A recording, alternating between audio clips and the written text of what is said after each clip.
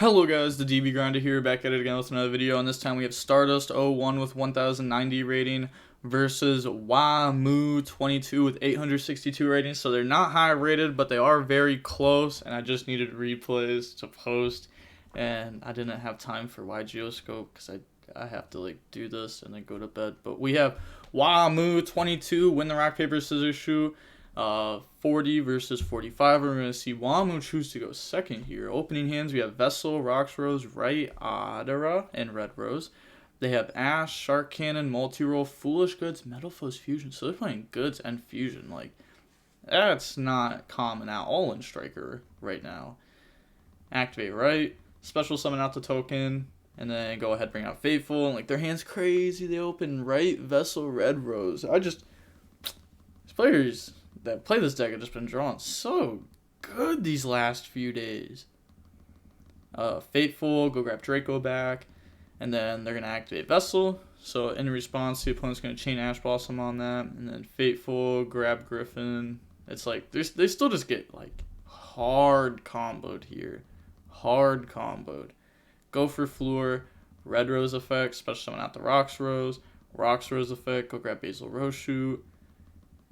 And then summon Monk, go for Yazi, Floor effect, pop Yazi effect, and that's going to bring out Taya. And then Taya effect, banish Yazi, bring out token, get rid of those, go for Grandmaster, Taya effect, Taya, go dump Ashina, Grandmaster, go search Longyung. And then they're going to activate Basil Rose Shoots, summon out Rocks Rose, Ashina to go summon Vashuda. And then they can even just Adara, add back Ashina. Go for the Longyung Synchro, Adara, add back Ashina. And then Longyung effect, discard Ashina, special summon that out, bring out the token, and then they're going to get rid of those, go into Supreme, Longyung, and Longyung effect. So burn for 12 and draw 1. Draws Ogre. Ogre could just be a one-of. I like in the E-Telly decks, you'll see a lot of people still use one Ogre just because going second you can activate E-Telly, bring out Ogre, and that like trades with the Griffin. Pass, draw Fusion Destiny. I hate this card so much. Like, you can play around pretty much like everything in the game right now, besides like there's like a few like Super Poly and Fusion Destiny. Like, there's so many times where like I'll be watching my buddies play on Discord and I'm like, okay, the only thing that they can have at this point is Fusion Destiny. So to put them on better have it. And then it's like, do they have it? You know? Sometimes it just be like that. But they're going to Ogre the multi-roll. Could have used this to banish it, but they probably figured, like, you know, if they're doing this has got to be the bait. Like, it has to be the bait. And then this can just banish anything at any time.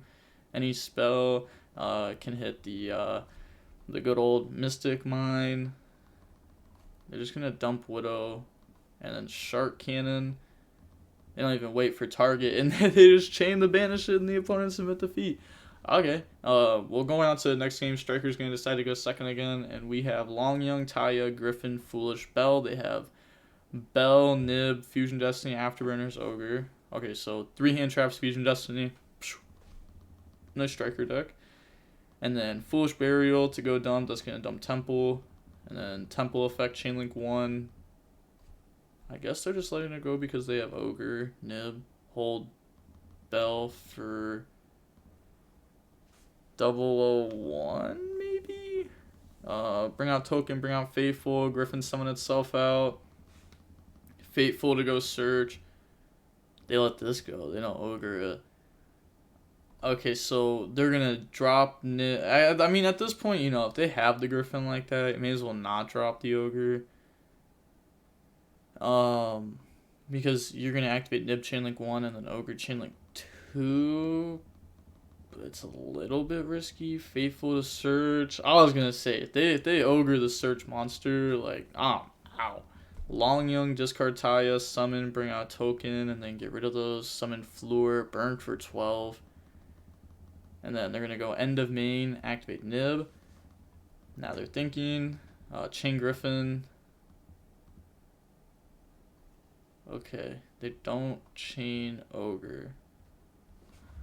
Like, you just chain Ogre. They have to chain Floor. You get Floor negate out of the way, and then they have to like Tuner to keep going. Oh, I guess like if they have a hand trap Tuner as the last card, or like any Tuner as the last card, you actually get punished because then they turn Floor and Bell and the Hal can summon Red Rose. Okay. That makes sense. I doubt that they thought about it though. Right? Or yeah. Yeah. I doubt that they thought about that though. They're gonna chain Ogre on Hulk. My brain is like overheating trying to think through these plays. I'm not even gonna lie.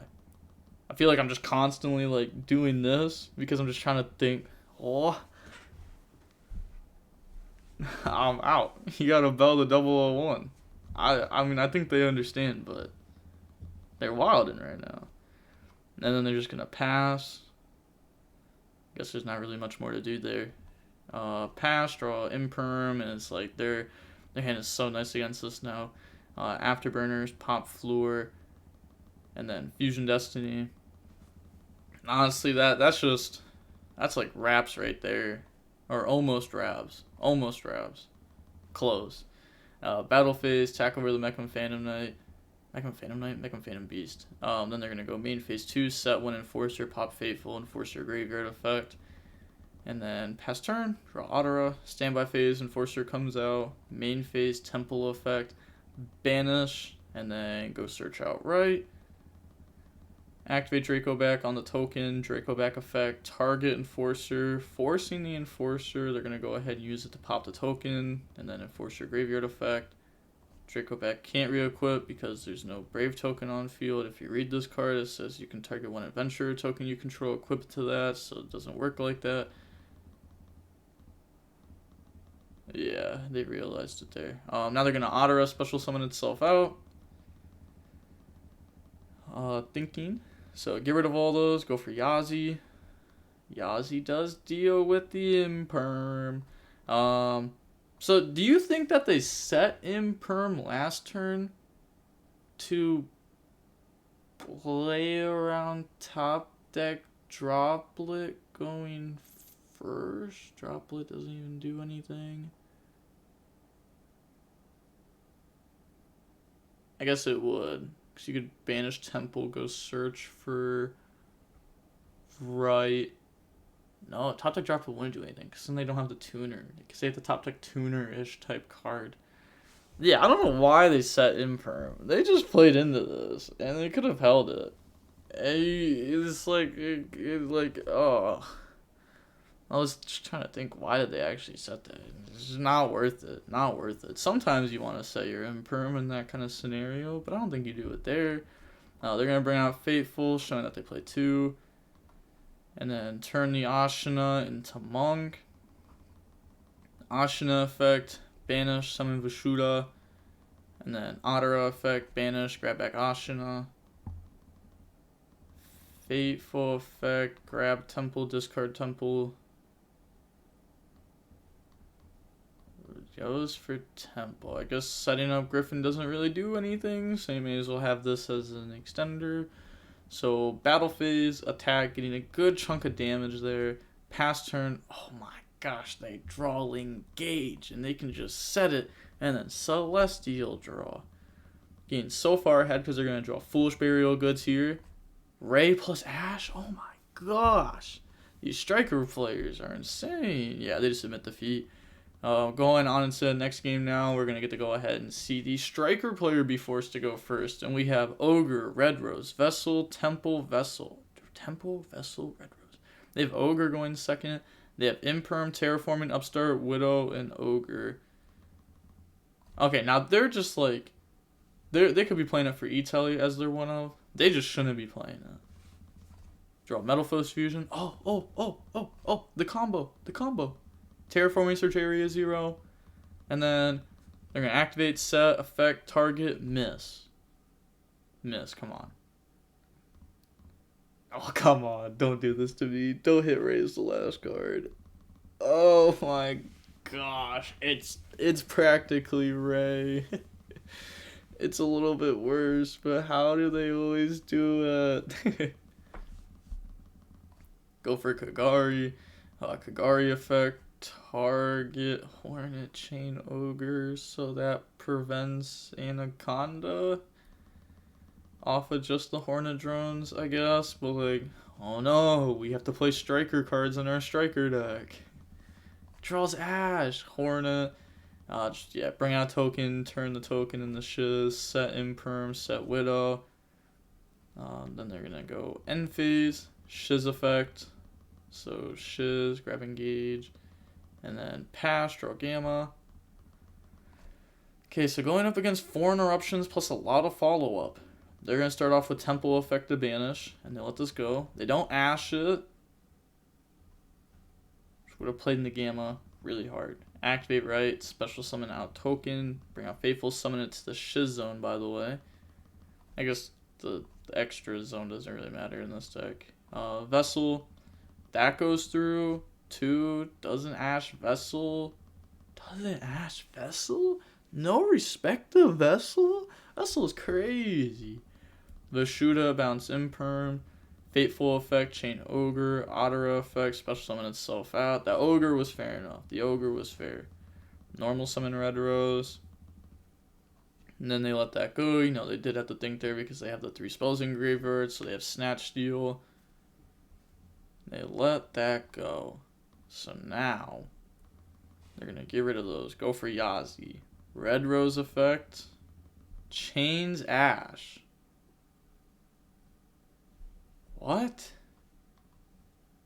Now Yazi hits the Widow. Okay, take Otera. But like, you're gonna get Yazi effect. Summon Daya effect. Banish Yazi, bring out token. Go for Baxia, Taya, put back Shiz in area 0. Set Vessel, Baxia, pop it, bring out Ogre. And then just turn those into the Needle Fiber effect, summon out 001. Then get rid of those, Mechan Phantom Beast, effect, token out, bring out 001. Then they've already gone through Yazi, so that's like, you know, not the next play here. They do have Ashina in graveyard. They're going to Mechan Phantom Beast, Tribute, pop Otera. And then get rid of all those. Go for Fleur, Battle Phase, Attack. Why would you Mechan Phantom Beast pop that? Wouldn't you just like Mechan Phantom, like couldn't you just summon Fleur? Wait, was there a way for game? No. Right? Because you would have to Ashina. So you'd have like Mechan Phantom Beast, 3 tokens, 001. Get Ashina, go summon out from deck. No, you don't have 001. No, you do. You have 001. They have your Otera. So you could Ashina, go summon from deck. You only have access to 1 tuner, so you have 1 synchro that you can make.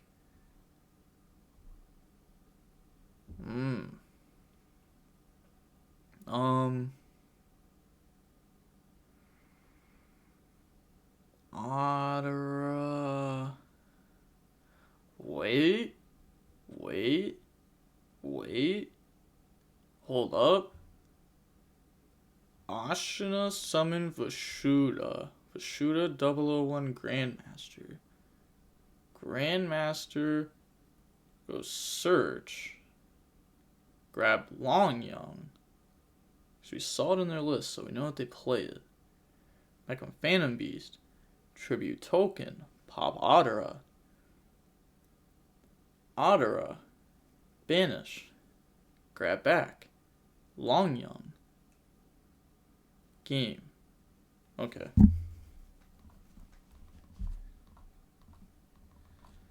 Draw Ray. I'm fairly certain that's game and that somehow wasn't messed up. Pretty sure that'd be game. Pretty sure. But they're going to Imperm Fleur and then activate Engage. Because, like, now Striker just wins. So if they didn't OTK last turn, like, if that was actually game the way I just said it, it's a little bit hard sometimes when, like, the board's already gone. You're, like, trying to recreate it in your head. But I think what I said makes sense. I don't think there would have been like a point to where you had like, you didn't have a monster zone to summon something. Draw Widow. Normal summon ray, go for Kagari effect to add back. So they're going to go ahead, grab back engage. And then activate engage. Grab Rose. Draw Nib. And then make Hayate, Rose effect to summon, change Shark Cannon. Shark Cannon, yeah, I was going to say, they can't negate, otherwise they chain Widow Anchor to also take that. So take 001, special summon out Rose. Turn those two into Anaconda. Turn that into a Shiz. Anaconda dump. Oh, wait. This was hit with Imperm. What am I talking about? I honestly didn't even see the Imperm. I just realized that Imperm wasn't in their hand.